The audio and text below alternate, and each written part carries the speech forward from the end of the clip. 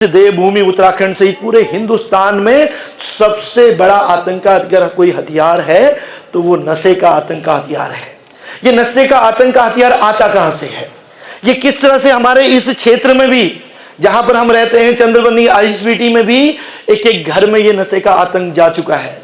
जाने अनजाने में, अट्रैक्शन में, दोस्ती में, जहां पर हमें पता नहीं है कि यार ये गुटखा खैनी तंबाकू से धीरे धीरे बच्चा स्मोकर बना और स्मोकर करने के बाद वो कब स्मैक में, कब इंजेक्शन लगाने लग गया, कब स्मैक लेने लग गया, कब वो और नशीली दवाएं लेने लग गया।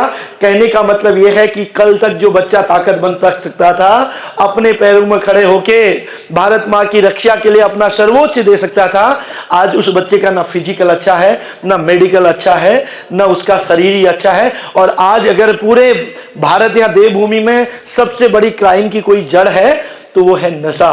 क्योंकि नशा इंसान के मेंटल हेल्थ को, नशा आपके व्यवहार को, नशा आपके बिहेवियर को क्या कर देता है? नष्ट कर देता है। सोचिए जब एक बच्चा नशा करता है, सोचिए जिस घर में जब आप सुबह विद्यालय आते हैं, और मनन कीजिएगा कि एक और वो जवान जो इस समय देश की रक्षा के लिए न कभी क्षेत्रवाद की बात करते हैं, न कभी हिंदू मुसलमान की बात करते हैं, न कभी ऊंच नीच की बात करते हैं, वो अखंड भारत के लिए अपना बलिदान कर देते हैं। एक तरफ सेना के वो जवान हैं, एक तरफ जिनके पापा इस समय आर्मी में हैं, सोचिए वो कहां पर होंगे। एक तरफ आतंकवादियों को सबसे ज्यादा फंडिंग ड्रग्स से होती है, क्योंकि देवभूमि उत्तराखंड नेपाल और चाइना से गिरा है। अगर उत्तरकाशी और बद्रीनाथ में जाएंगे, चमोली में, तो चाइना हमको घूर के देखा है कि एक बार मौका मिले तो हम देवभूमि उत्तराखंड नहीं, हिंदुस्तान को नहीं छोड़ेंगे। और बगल में नेपाल है तो पाकिस्तान, अफगानिस्तान और तमाम पड़ोसी मुल्कों के थ्रू नेपाल के माध्यम से भी नशे का कारोबार उत्तराखंड के अंदर जा रहा है। उधर पंजाब के बगल में पाकिस्तान है, वो ड्रोन के थ्रू ड्रग्स को वो हिंदुस्तान में भेज रहे हैं कि एक बार अगर हिंदुस्तान को नष्ट करना है तो हिंदुस्तान की फौज को हराना इतना आसान नहीं, उनको पता है। लेकिन वो ये चाहते हैं कि अगर युवा पीढ़ी खत्म हो गई, अगर इनका फिजिकल मेडिकल खत्म हो गया, तो हिंदुस्तान की सेना को भी हराना आसान हो जाएगा। ये एक अंतरराष्ट्रीय बहुत बड़ी चाल है बेटा। और धीरे धीरे जो हमारी युवा पीढ़ी अट्रैक्शन में, टेंशन में, कभी फैशन में जब नशे की ओर जाते हैं, तो आप मानो न मानो आप उस आतंकवाद को बढ़ावा देते हैं।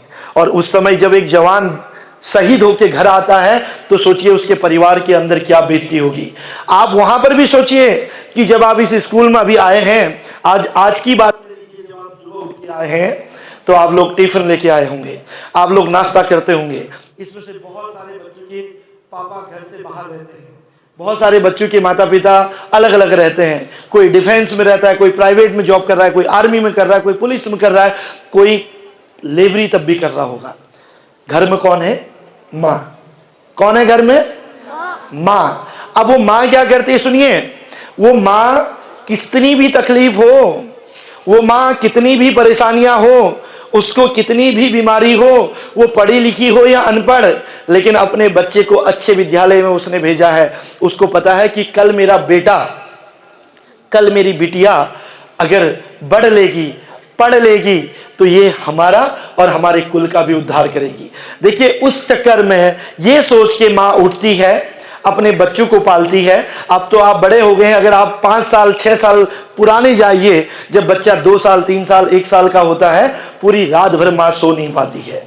पूरी रात भर वो अपने बच्चे के लिए जागती है, खुद गीले में सोती है, बच्चे को सूखे में रखती है, खुद बीमारियां, बुखार होता है, सुबह उठती है, परिवार के लिए काम करती है, धीरे धीरे अपने बच्चों का लालन पालन करती है। और कभी तो ये स्थिति रहती है कि घर की कंडीशन अच्छी ना हो तो वो प्राइवेट में, सरकारी में जॉब भी करती है। हमने ऐसी माँ भी देखी है जो लोगों के घरों में बर्तन धो के भी अपने बच्चों को पालती है ताकि कल उनका बच्चा आगे बढ़ जाए। मैंने कई माओं को ऐसे भी देखा है जो अपने बच्चों के लिए अपना सर्वोच्च निछावर कर देते हैं। बच्चे की ट्यूशन फीस जानी है, बच्चे की पढ़ाई की फीस जानी है, बच्चे का आगे की खर्चा उठाना है, लेकिन वो माँ को एक छोटी सी बीमारी होती है, वो इलाज नहीं करा पाती है, और वो बीमारी एक दिन कैंसर का रूप धारण कर लेता है और वो माँ दुनिया छोड़ के चली जाती है, लेकिन हमको एहसास नहीं होता।